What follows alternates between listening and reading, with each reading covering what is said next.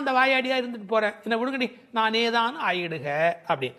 இதை எப்படி அனுபவிப்பார்கள்? இதை விளக்குவதற்காகவே ஆண்டாள் உரையாடல் பாணியிலே இந்த பாடலை எழுதுகிறார். ஏன் இதை வெறுமனை நீதி போதனை மாதிரி பாகவதர்கள் அடங்கி இருக்க வேண்டும்னு சொல்லக்கூடாதா அப்படின்னா, இந்த உரையாடல் இருக்கிற போது அதில் கிடைக்கக்கூடிய அந்த ஒரு சுகம் இருக்கு இல்லையா, ஏன் அனுஷ்டான ரூபமாக அது கிடைக்கும். உபதேச ரூபமாக இல்லாமல், யாரோ அறிவுரை சொல்லுகிற உபதேசமாக இல்லாமல் பின்பற்றுதல் என்கிற அனுஷ்டான ரூபமாக கிடைப்பதற்காக உரையாடல் பாணியில் இதை ஆண்டாள் நாச்சியார் கொண்டு போகிறாள். சரி, இப்போ அடுத்த கேள்வி கேட்டார்கள், வெளியில் நிற்கிறவங்கலாம் அப்போ பக்தியோட ஆமாமா நாங்கள் தான் வாயாடின்னு ஒத்துக்க கூடாதா?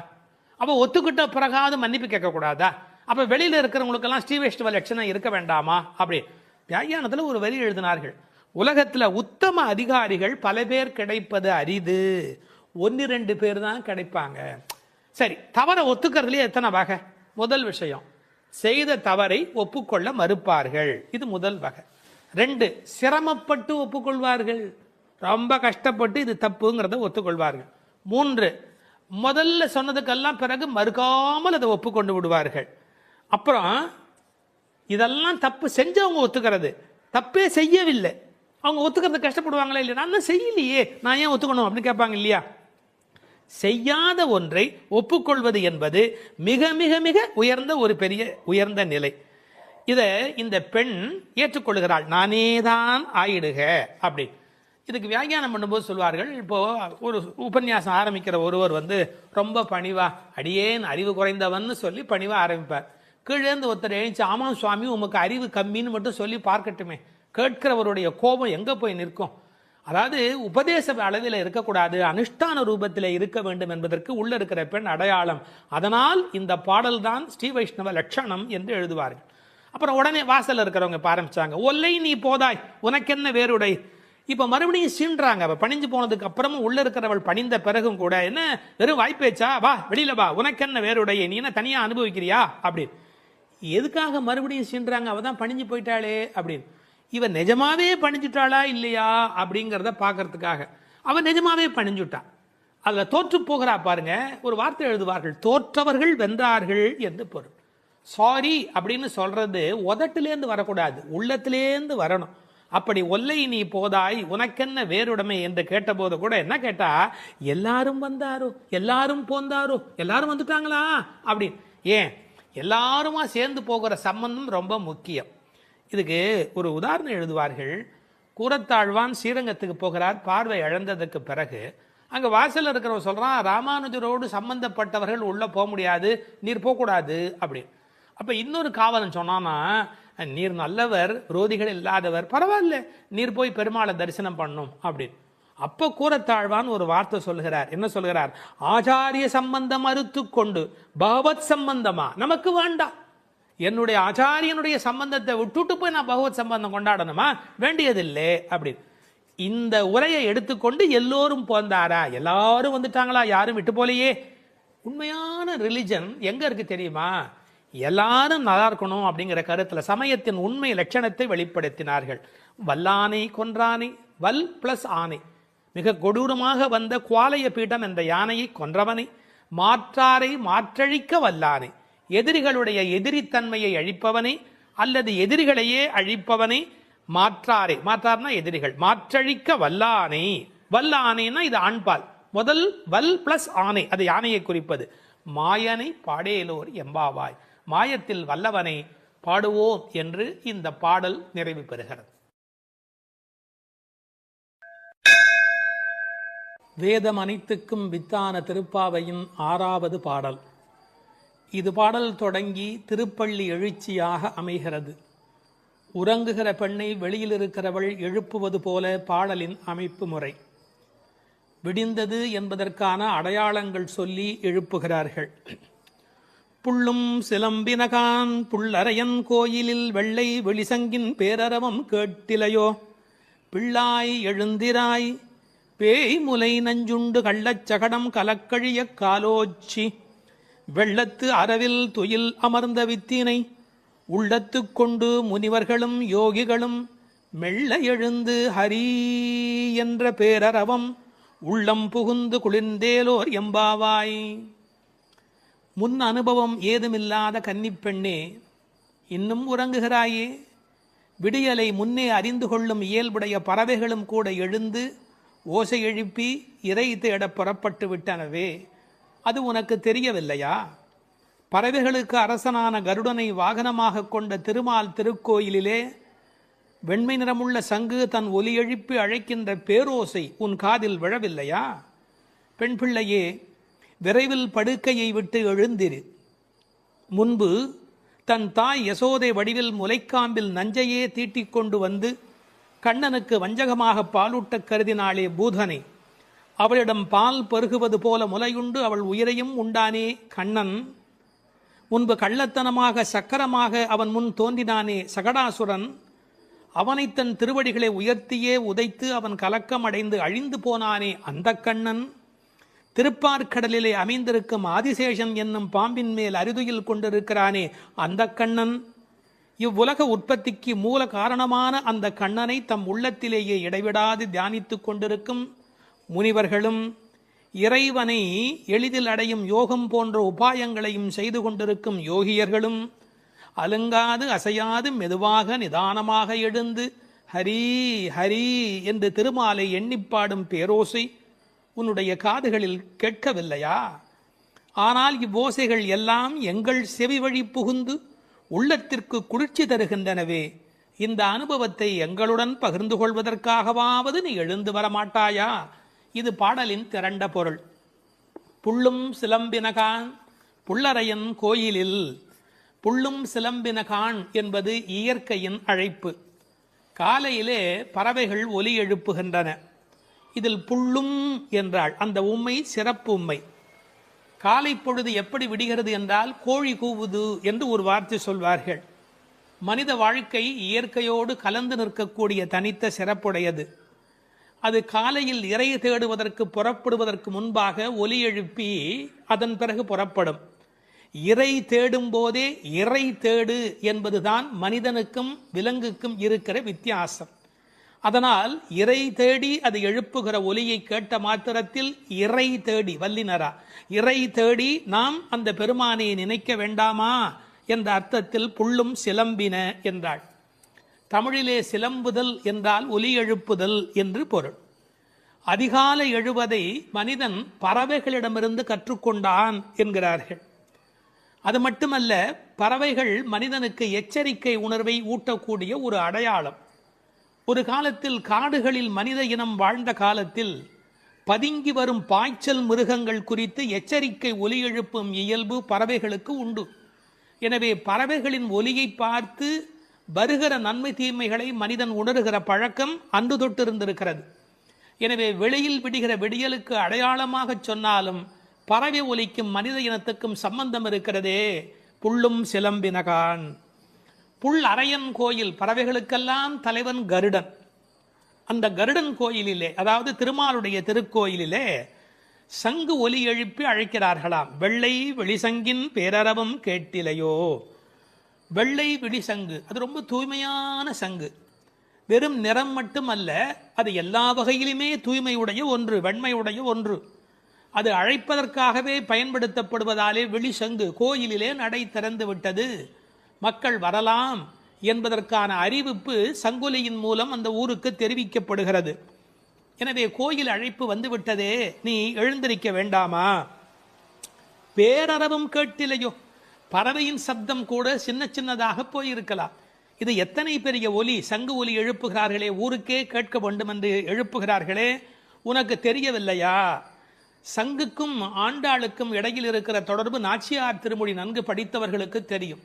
கற்பூரம் நாருமோ கமலப்பூ நாருமோ திருப்பவளச் செவ்வாய்தான் தித்தித்திருக்குமோ, மறுப்பொசித்த செங்கண்மால் வாய்ச்சுவையும் நாற்றமும் விருப்புற்று கேட்கின்றேன் சொல்லாழி வெண்சங்கே என்று சங்கரை பாராட்டி மகிழ்ந்தவள் ஆண்டாள் நாச்சியார்.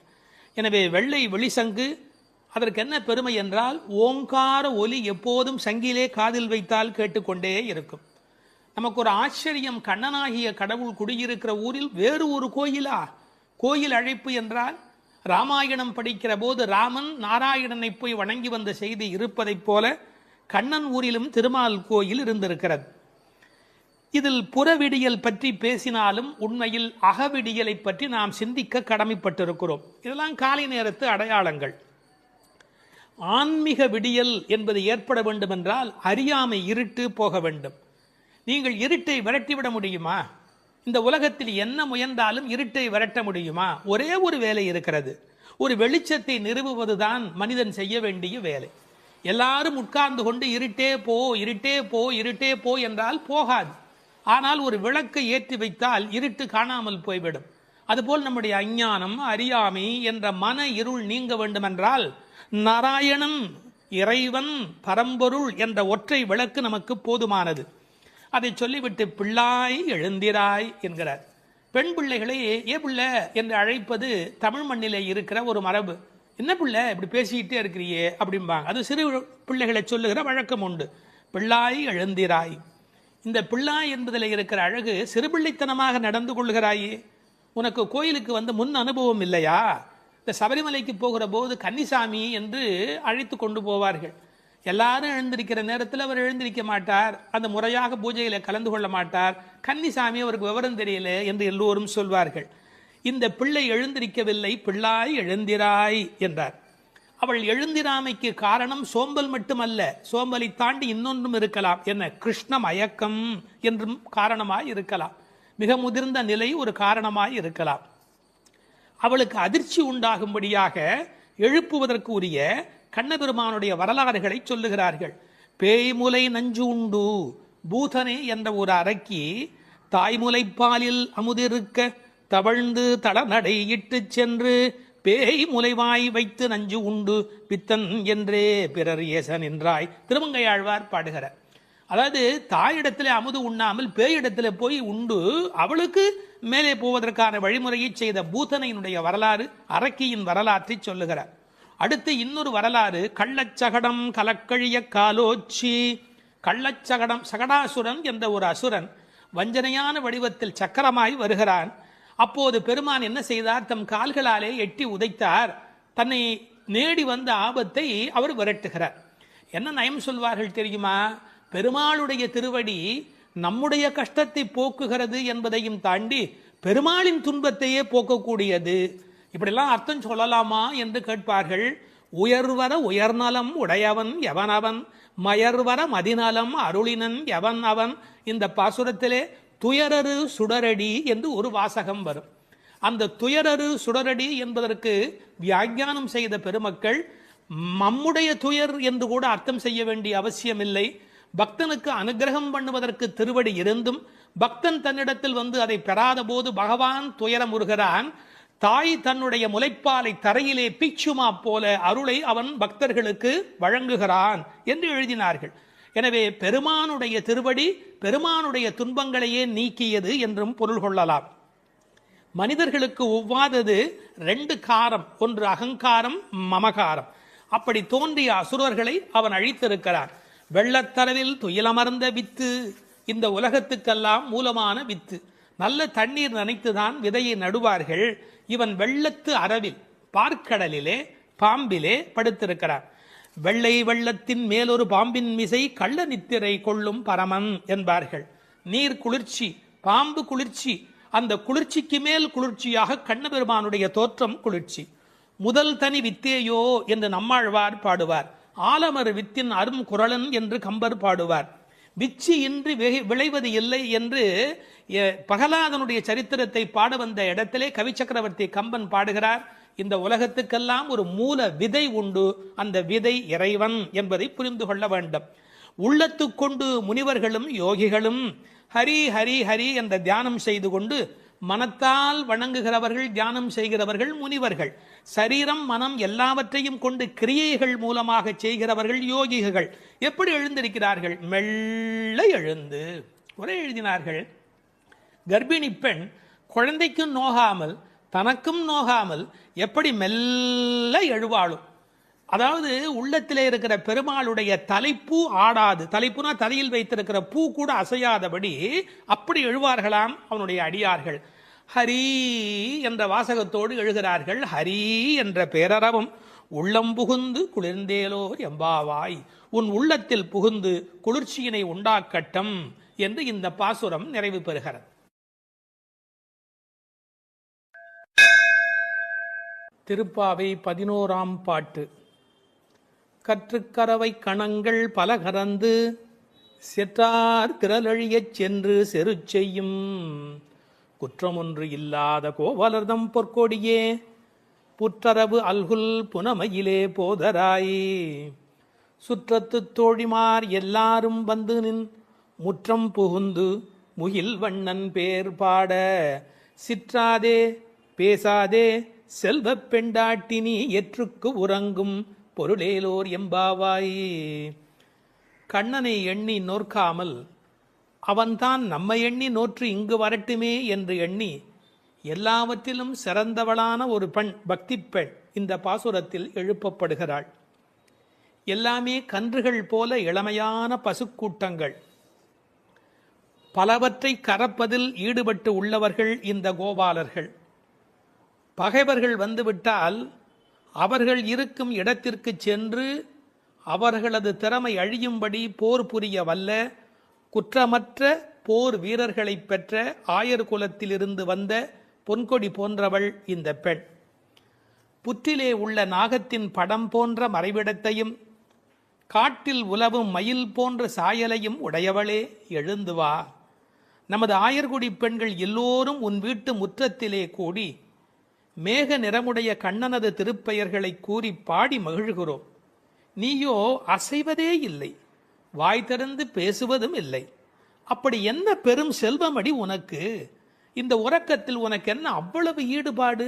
எழுந்து வா என வெளியில் உள்ள பெண்கள் உள்ளே உறங்கும் பெண்ணை எழுப்புவதாக அமைந்துள்ள பாடல்.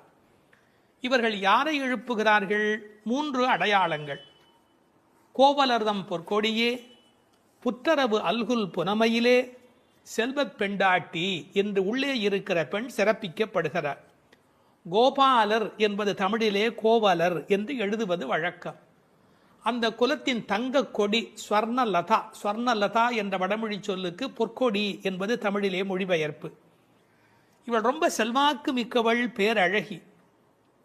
இந்த கோவலர் என்பதை அழகான வித்தியாசமான பல பொருள் சொல்வது வழக்கம். கோ பலர், அதாவது வாக்கிலே வல்லவர் என்று கூட ஒரு பொருள் சொல்வார்கள். கோ அலர், தங்களை தலைவனாக நினைத்ததே அல்ல, கண்ணனுக்கு அடிமையாக மட்டுமே தன்னை நினைத்து கொண்டிருக்கிறவர்கள். இவள் அவர்கள் வீட்டு ஒரு கொடி, கொழுங்கொடி, கொழுகொம்பு தேடுகிற ஒரு கொடி. கோல் தேடி ஓடும் கொழுந்ததே போன்று மால் தேடி ஓடும் மனத்தள் ஆவிக்கோர் பற்று கொம்பு, இதெல்லாம் ஆழ்வார் திருவாக்கு. இவள் மனம் எப்போதும் கண்ணபெருமானை நோக்கி போய்கொண்டிருக்கும். ஒரு கொழுகொம்பாகிய இறைவனை தேடி போவதாலே இவள் கொடி, ஆனால் பொற்கொடி.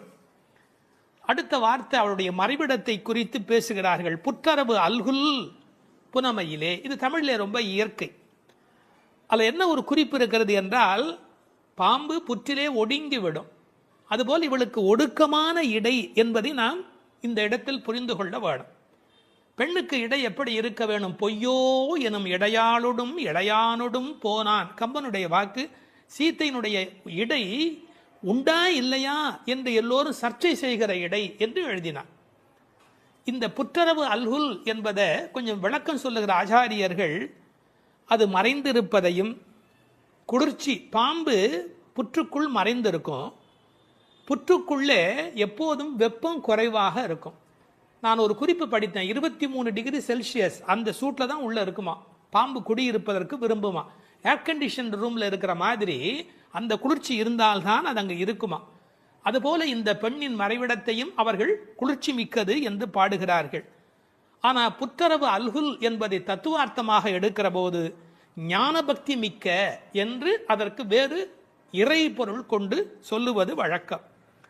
அடுத்த வார்த்தை புனமையிலே போதராய். மயில் என்று சொன்னா போராதா? ஏன் புனமயில் என்று சொல்ல வேணும்? நீங்க என்னதான் வளர்த்தாலும் ஒரு மிருகக்காட்சி சாலையில் இருக்கிற மயில் அதில் ஒரு வளப்பம் இருக்காது.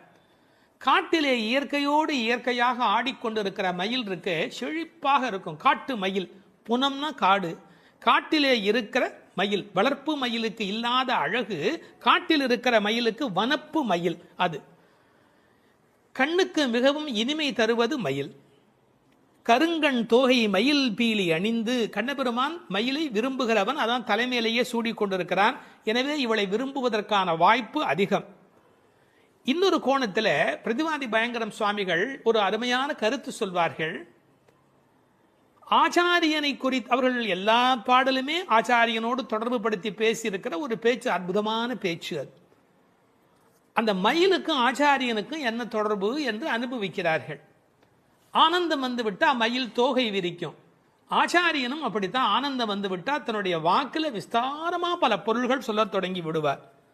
மயிலுக்கு விஷப்பூச்சிகள் அண்டாது, அதுபோல ஆச்சாரியனிடத்திலே தீய சக்திகள் சேராது. மயில் பீலி கண்ணன் தலைமையிலே இருக்கும். ஆச்சாரியன் ஏதேனும் ஒன்று சொன்னா கண்ணன் தலைதுளிக்கு அதை அனுபவிப்பானா, அப்படி என்று அனுபவிப்பானா. எனவே தலைமேல் வைத்து கண்ணனே கொண்டாடுகிறான் ஆச்சாரியனுடைய வாக்கு. பாம்பு பயந்து ஓடும், விஷத்தன்மை உடையவர்கள் ஆச்சாரியனை பார்த்தால் விலகி ஓடி விடுவார்கள் என்று என்ன அழகு பாருங்கள். முழுக்க இந்த புனமையிலே என்பதை ஆச்சாரியனோடு சம்பந்தப்படுத்தி பேசுவார்கள் ஸ்ரீ பிரதிவாதி பயங்கரம் அண்ணங்கராச்சாரிய சுவாமிகள். இந்த புனமையில் என்பதில் இன்னும் ஒரு அழகு, மயில் புனத்தை சிறப்பிக்கிறது. காட்டுக்கு அழகு அப்படின்னா மயில் தான் காட்டுக்கு அழகாக இருக்கிறது. அது மாதிரி எங்கள் கூட்டத்துக்கு நீ புனமயில், எங்கள் கூட்டம் காடு போல நீ வந்தால்தான் எங்களுக்கு அழகு என்பதை புனமயில் என்பது குறிப்பிட்டது. நீ வந்து கதவை தர, ஏன் மயில் நடப்பதை பார்க்க வேண்டும் அல்லவா, மயில் நடந்து வருகிற அழகை நாங்கள் அனுபவிக்க வேண்டும் அல்லவா. எனவே உன் மயில் நடை காண வேண்டும், வாராய். செல்வ பெண்டாட்டி என்று விളിக்கிறார்கள். அடுத்தது, இவள் தலைமகள், குலம் தரும் செல்வம் தந்திடும் என்கிற அத்தனை செல்வமும் உடையவள், கண்ணனுக்கு மிக மிக வேண்டியவள். கண்ணனுடைய அழகை பற்றி சொல்லுகிற போது உரையாசிரியர் எழுதுவார், அது ஆண்களை பெண்களாக்கும், பெண்மையுறச் செய்யும். அது மாதிரி இவள் அழகு எப்படி என்றால் பெண்களை ஆண்மையுறச் செய்யும் பேரழகு, செல்வ பெண்டாட்டி என்று சிறப்பித்தார்கள். இப்போ அந்த ஆயர்பாடியிலே அவர்கள் கறந்து பால் கறந்து அவர்கள் எப்படி வாழுகிறார்கள் என்ற தன்மை பேசப்படுகிறது. கற்று கறவை கணங்கள் பல கறந்து, கன்று உடைய கறவை, ஏன்னா கன்றுக்குட்டி இருந்தால் தான் அது பால் ஈனும். சார், அந்த ஆச்சரியம் என்ன என்று கேட்டால் அங்கே கிழட்டு மாடே கிடையாது, எப்போதும் இளமையுடைய மாடு தான் அங்கே இருக்கும். எனவே அது கற்று கறவை கணங்கள் பல கறந்து, எக்கச்சக்கமான மாடுகள். இந்த ஆயர் சலிப்பதே இல்லை. பரதநாட்டியம் கற்றுக்கொள்கிற பெண்களை சொல்வார்கள், மண்டி போட்டு பாரு அப்படிம்பாங்க. அது மாதிரி பால் கறக்கிறவர்கள் குத்த வச்சு உட்காந்து பால் கறப்பார்கள். எக்கச்சக்கமான ஸ்டாமினா, உடல் பலம் இருந்தாதான் தொடர்ந்து உட்காரவே முடியும். நீங்க சாதாரணமா உட்காந்துடலாம், ஆனா குத்த வச்சு உட்காரது இருக்கும் பாருங்க. பரதநாட்டியம் ஆடுகிறவர்களுக்கு முதல் பயிற்சி அதுதான். பால் கறக்கிற அந்த கோபாலர்களுக்கு இயல்பிலேயே வரிசையாக மாட்டை கறந்து உடல் பலம் எக்கச்சக்கமா இருக்கும். பல கறந்து, இந்த கன்று என்பது கற்று என்று எழுதுகிறார்கள்.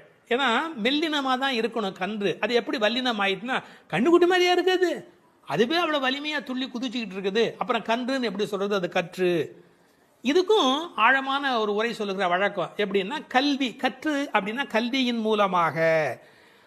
அதாவது இது கண்ணுக்குட்டி அப்படிங்கிற அர்த்தத்தை தாண்டி நிறைய கல்வி கற்ற சிஷ்ய கோடிகளோடு ஆச்சாரியன் வருகிற பேரழகு, இப்படி ஆச்சாரியனோடு சம்பந்தப்படுத்தி அந்த பாடலுக்கு விளக்கம் சொல்வது உண்டு. பசுவனுடைய சிறப்பை சொல்வதாக இருந்தா, அந்த கோதூளி, அதனுடைய கால் தூசிக்கு பெருமை அதிகம். அந்த பசுவினுடைய அந்த கொட்டில் இருக்கு இல்லையா, மாட்டு கொட்டில், அங்கே போய் உட்கார்ந்தா மன அமைதி கிடைக்கும். வாழ்க்கையில் மனதில் ரொம்ப அதிக துன்பம் உடையவர்கள் பசுக்கள் குடியிருக்கிற கொட்டில் போய் பசுக்களை தொட்டு தடவி கொஞ்ச நேரம் அங்கே இருந்தால் அடைய முடியாத அமைதி அடைவார்கள், நோயிலே இருந்து நீங்குவார்கள். இப்போ கண்டுபிடிச்சிருக்கிறாங்க. இப்படி ஒருவரே பல மாடு கடந்து எடுக்கக்கூடிய உடல் பலம் உடையவர்கள். ஆனால் வெறும்னா பால் கறக்கிற ஆட்கள்னு நாம் நினைக்கக்கூடாது. எதிரிகள் யாராவது, எதிரினா இவங்களுக்கு கிடையாது, கண்ணனை எதிர்க்கிறதுக்கு யாராவது வந்தா செற்றாறு திரளழிய சென்று செரு செய்யும். வேடிக்கையா சொல்லுவாங்க, டேய் என் ஏரியாவுக்கு வாடா பார்த்துக்கிறேன் அப்படின்னு. அது மாதிரி சிங்கத்தை குகையிலேயே சந்திப்பது போல எதிரிகளுடைய கோட்டைக்கு உள்ளேயே புகுந்து அவர்களை அடித்து நொறுக்குவார்கள். கிருஷ்ணனுடைய எதிரிகளை தங்கள் எதிரிகளாக நினைத்துக் கொள்வார்கள். செற்றார் திரளழிய சென்று செரு செய்யும். ராமனை பற்றி பாடும்போது சென்று அங்கு தென்னிலங்கை செற்றாய் திரள் போற்றினாலே, இந்த ஆயர்பாடியில் இருக்கிற கோபாலரும் சென்று சண்டையிடுகிறவர்கள். குற்றம் ஒன்றில்லாத கோவலர். அவங்களுக்கு இடக்கை வழக்கை தெரியாது. படிச்சு வந்தவன் சார் விஷமம் பண்ணுவான், கல்வி உள்ளவன் தானே அதிக வம்பு பண்ணுவான். இவங்களுக்கு எந்த குற்றமுமே கிடையாது. அப்படிப்பட்ட கோவலர்தம் பொற்கொடியே சுற்றத்து தோழிமார் எல்லாரும் வந்து அத்தனை பேரும் வந்துட்டோம். முடி உன் வீட்டு வாசல்ல நிற்கிறோம். தேக பந்துக்கள் ஆத்ம பந்துக்கள் என்று எல்லாருமா நாங்க உன் வீட்டு வாசல்ல வந்து நிற்கிறோம். நீ முற்றம் புகுந்து முகில்வண்ணன் பேர் பாட உங்க வீட்டு கதவை திறந்து நாங்க தொட்டிமுற்றத்துக்குள்ளேயே வந்து நிற்கிறோம். வீடு கட்டுகிறவர்கள் பழைய காலத்துல படி, நடை, கூடம், முற்றம், பின்னால் இருக்கிற இடம் வெளி என்று கட்டுவார்கள். நாங்க படியை தாண்டி நடையை தாண்டி வீட்டு முற்றத்துக்குள்ள வந்து பாடுகிறோம். இன்னும் உன் காதுல கேட்கலையா? அணியரங்கன் திருமுற்றத்து அடியார் தங்கள் இன்பமிகு பெரும் குழுவும் கண்டு. பெருமாள் திருமொழியில் இருக்கிற வாக்கு. ரங்கநாதனுடைய முற்றத்தில் வந்து நின்று கொண்டு பாடுவார்கள். அதுபோல நாங்கள் இப்போது பாடிக்கொண்டிருக்கிறோம். முற்றம் புகுந்து முகில் வண்ணன் பேர் பாட. ஒரு அழகு சொல்லட்டுமா? உன்னை புனமயில் என்று வர்ணிக்கிறார்கள். மயில் எப்ப ஆடும்? முகில் பார்த்தா ஆடும். கண்ணன் முகில் வண்ணன், நீ புனமயில், அவனுக்கென்று ஆட பிறந்தவள். முகில் வண்ணன் பேர் பாட சிற்றாதே. சிற்றாதேன்னா அசையாம கிடக்கிறமா, நீ உடம்பு கூட அசையில. நாங்க இவ்வளவு பேர் பாடுறோம், ஒரு குலுங்கல் ஒண்ணுமே இல்லையே. பேசாதே, பதிலும் நீ பேச மாட்டேங்கிற. செல்வ பெண்டாட்டி, ரொம்ப உனக்கு நாம கண்ணனுக்கு வேண்டியவன் அப்படிங்கிற ஒரு ஒரு கர்வம் வந்து விட்டதா? செல்வ பெண்டாட்டி நீ எற்றுக்கு உறங்கும் பொருள் ஏலோர் எம்பாவாய். உறக்கத்துல அர்த்தமே இல்லையேடி, அர்த்தமில்லாத தூக்கத்துல போய் ஆழ்ந்து கிடக்கிறாயே என்று பேசுவதாக அமைந்திருக்கிறது இந்த பாடல்.